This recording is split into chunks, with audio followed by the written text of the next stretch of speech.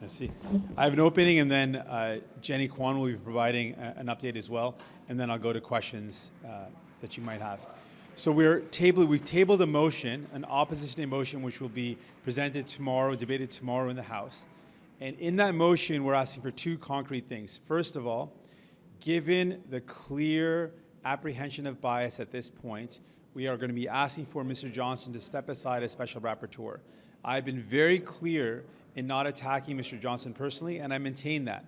But given the clear appearance of bias, given the mounting appearance of bias, and particularly given the track record or the donating record of the chief counsel that he engaged to do his work, Ms. Sheila Block, it is very clear that the appearance of bias is so high that it erodes the work that the special rapporteur can do. And that's why in our motion we'll be calling for the House to vote on Mr. Johnston stepping aside as a special rapporteur in order to go about this process in a way that does reinstill confidence in our electoral system and in the process. We'll also be again calling for a public inquiry. It has been our position. We forced a vote on it in the House before, and we'll be forcing a vote again on it. We believe a public inquiry, the rigor and the scrutiny of a public inquiry is the only path to reinstill confidence in our electoral system, to ensure that we are doing everything possible to let Canadians know that this is something we take seriously and that steps will be taken to reinforce our democracy from any foreign interference. Donc, on va avoir un débat sur notre journée d'opposition demain. Dans notre motion, on va demander deux choses. Premièrement, on va demander que M. Johnston s'enlève du processus. Je n'ai jamais attaqué M. Johnston personnellement et je maintiens cette position. Mais c'est clair qu'il y a une apparence de bias et on ne peut pas continuer avec M. Johnston. Avec toute la preuve qui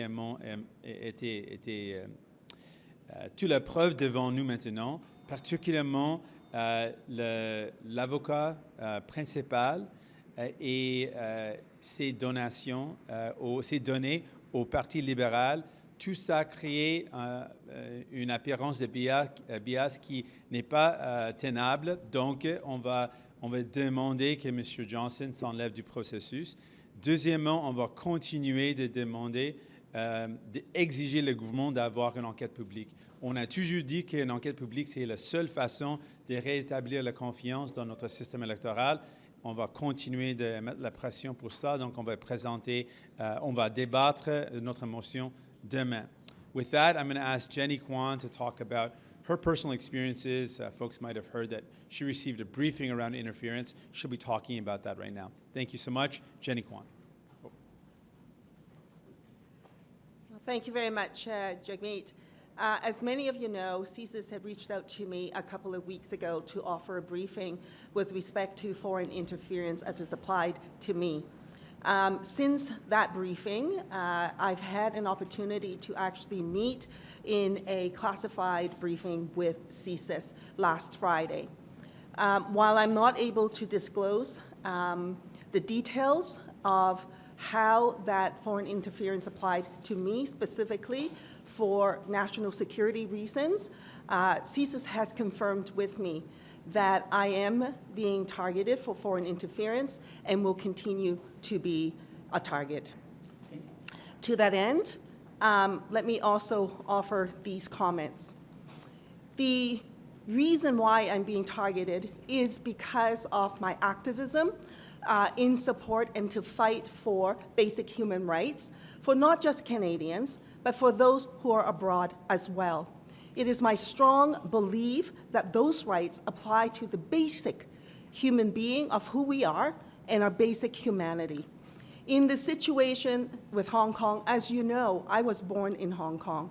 And to see the situation unravel as it has and continues to breaks my heart. And I am outspoken about it to fight for the people of Hong Kong and to stand with the people of Hong Kong. As the immigration critic for the NDP, I'm also outspoken on the issues in support of the Uyghur people.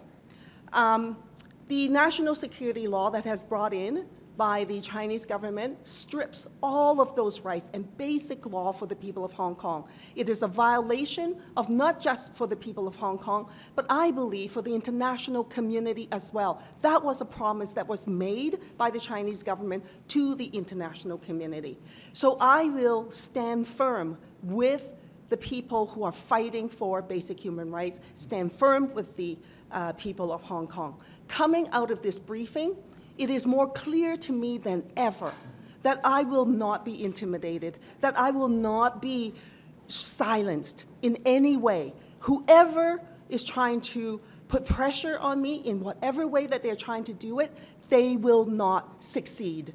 I will continue to do what is right and what is just.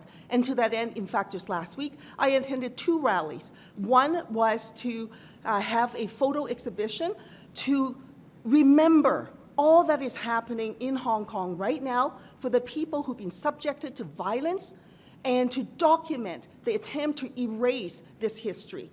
The other event that I attended this weekend was a democracy walk to say no interference, no, and to say no to intimidation. And so I am here today, and I will continue this fight to bring this message to the House of Commons and to also call on the government to do what is right and what is just. And that is that we need a national public inquiry. It is not just for the protection of people like me, who's a member of parliament, but it is also for everyday people who face those dangers every day. And they need to be protected. They need the government to be on their side. And I'm very aware of people who have family members who are in Hong Kong or in China who is subject to potential threats. And that fear is real. I will not forget them, and that's why I stay firm and recommit myself to this fight.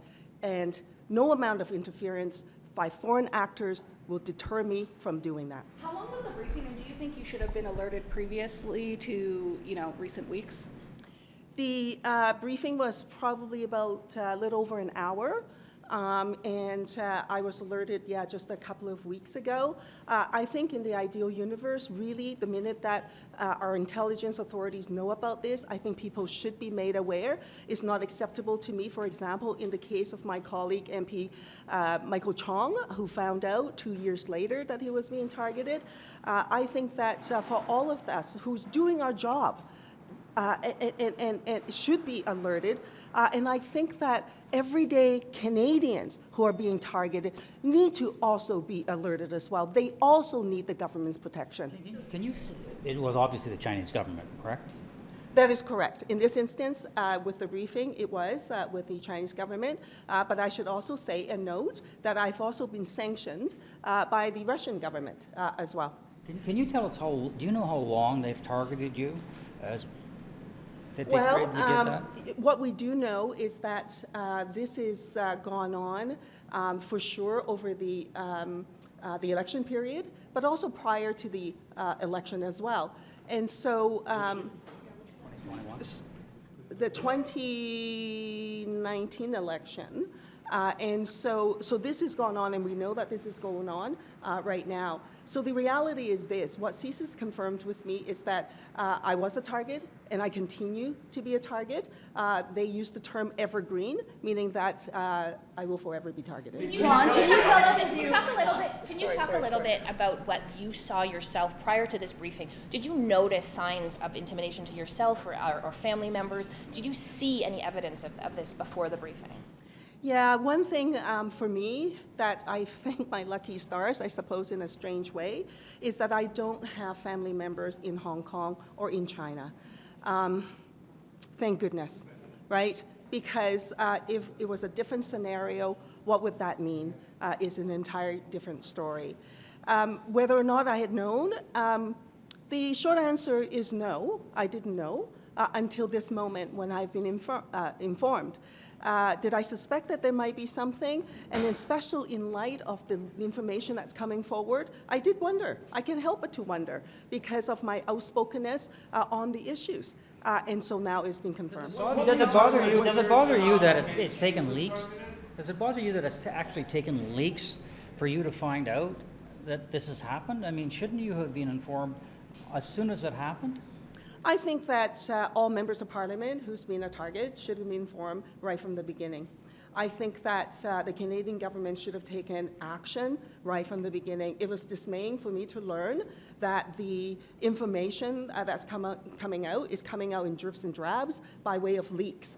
It's dismaying to me in reading the report from the special rapporteur that a national inquiry would not be called. That was absolutely dismaying to me, and that should be done. Can you tell us, was it more like a voter disinformation campaign, the way Kenny Chu says he was subject to, and did it continue in 2021 if it's something that's evergreen?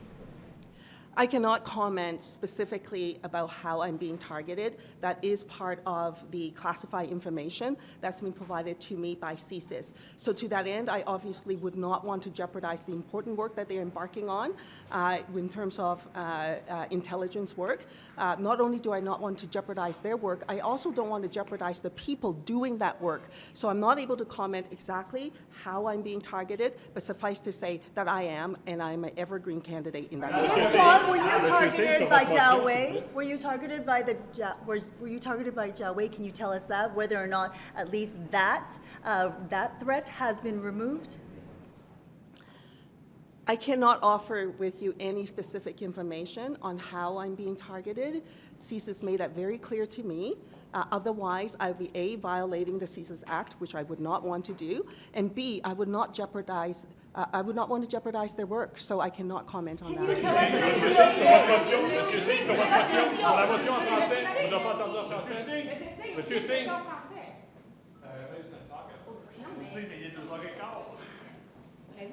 Il parle pas en premier, là. Il va prendre 2 minutes, il parle pas en premier. Si vous voulez des questions en français, vous poser des questions. Oui, s'il vous plaît. Oui, je comprends. Moi, c'est sur la motion. Ah oui, c'est ça. Parce que, tu sais, ils ont bien beau déposer une motion, mais c'est censé pas qu'on entende, ça vaut pas comme des motions. We'll take all these questions in French. Monsieur Singh, merci. Sur votre motion, vous demandez à M. Johnston de se retirer. Ça fait des semaines que les autres partis d'opposition le demandent. Quelle nouvelle information aujourd'hui vous a fait changer d'idée? C'était la dernière semaine, l'information concernant l'avocat principal qu'elle est engagée pour le travail, Sheila Block, et le fait que Mme Block a donné l'argent dans chaque élection depuis 2006, je pense, jusqu'à 2021. Donc, elle a donné dans chaque élection l'argent au Parti libéral et elle était le chef, l'avocat principal dans tous les rencontres. Elle était là avec moi quand j'ai rencontré M. Johnston. Donc, c'est clair après ces nouvelles que l'apparence est trop forte et M. Johnston ne peut pas continuer. Ça vaut quoi votre motion si vous n'êtes pas prêt à vous retirer de votre entente avec les libéraux? T'sais, vous allez adopter ça demain, ça va être symbolique, mais vous restez dans votre entente puis vous n'êtes pas prêt à aller plus loin. Ça vaut quoi, dans le fond? Est-ce que ça vaut vraiment la peine de faire ça? Ce qu'on va faire, c'est de montrer la pression. Depuis le début, j'ai été vraiment prudent et je n'ai pas attaqué M. Johnston parce que j'ai trouvé les attaques des conservateurs pas justes et leur motif n'était pas vraiment de trouver la vérité ou de défendre notre démocratie. Leur attaque était seulement pour attaquer. J'ai gardé mon attaque et maintenant c'est clair après la révélation des données de Mme Block que M. Johnston ne peut pas continuer. Donc je pense qu'il y a une force de ma critique parce que je ne critique pas seulement pour critiquer, je critique parce que j'ai peur que le processus à ce moment n'a pas la confiance de la public et on doit restaurer la confiance dans notre système électoral. Donc, ce n'est pas la façon d'aller de l'avant. Monsieur Singh, est-ce que que le NPD se retire de l'entente, est-ce que c'est une possibilité, ultimement? Donc, on a toujours le droit de retirer notre appui. À ce moment, mon but, c'est de forcer ce gouvernement d'avoir une enquête publique on va forcer ce gouvernement de retirer ou d'enlever M. Johnston comme rapporteur spécial. Maintenant, mon but, c'est de renforcer notre démocratie et c'est de dire clairement qu'on ne peut pas continuer avec ce rapporteur spécial, on ne peut pas continuer avec M. Johnston et on doit avoir une enquête publique. Votre demande, est-ce que ça change quoi que ce soit, votre demande? Il y a déjà eu beaucoup de questions en anglais, M. Singh. Did you want to go on? Sure. Yeah. On March 7th, you said that you wanted to submit names for the role of the special rapporteur, that you were open to suggesting the Liberals a list of names. Did you do that? We did not give names. We set out criteria, and we said the criteria was that we needed someone that was independent, someone that had unimpeachable character, and someone that could do the work. We also reiterated that we believe there should be a public inquiry, and we pointed to the Rouleau Commission, the inquiry into the Emergencies Act utilization. That was an example of how it worked properly. Except for the most extreme critics, most Canadians saw that and thought, okay, that was a reasonable approach. We heard the evidence, and we can be satisfied with the conclusion. That's what we point to do, something of that nature. Monsieur Singh, votre demande de retrait de M. Johnston, votre demande, est-ce que ça change quoi que ce soit au fait que vous acceptez d'avoir le briefing du SCRS, d'avoir la cote de sécurité? Et avez-vous une réponse? Parce que vous avez demandé au premier ministre d'avoir plus d'informations sur en quoi ça vous limiterait dans les commentaires publics que vous pouvez faire. Donc, en quoi votre nouvelle demande aujourd'hui, ça change quoi que ce soit? N'importe quoi, je pense, à ce moment, malgré l'information que je vais, même si je reçois de l'information, c'est clair, c'est une question d'apparence de bias. Et l'apparence est plus importante que les faits dans ce cas, parce que si M. Johnston, je crois qu'il est quelqu'un crédible, mais il ne peut pas restaurer la confiance dans notre système électoral s'il y a une apparence de bias comme on a à ce moment. Donc, c'est important qu'on retire M. Johnston de cette position parce que la bias est là. Et ce que j'ai demandé, je n'ai pas reçu une réponse à ce moment, mais je veux avoir des garanties que je peux faire les mêmes choses que M. Johnston a fait. Après, j'analyse l'information, je peux donner mon opinion. Et c'est important que je reçoive cette garantie par écrit, parce que c'est important que je vais faire la même chose. Je veux faire la même chose que M. Johnston a fait. Je veux regarder l'information confidentielle et puis je vais donner mon opinion. Je pense que c'est vraiment un outil important et puissant si je peux regarder l'information et puis donner mon opinion sans dans aucune façon briser la sécurité nationale, mais je peux donner mon opinion et je pense que ça c'est important. Je veux avoir une garantie. Merci beaucoup. Merci.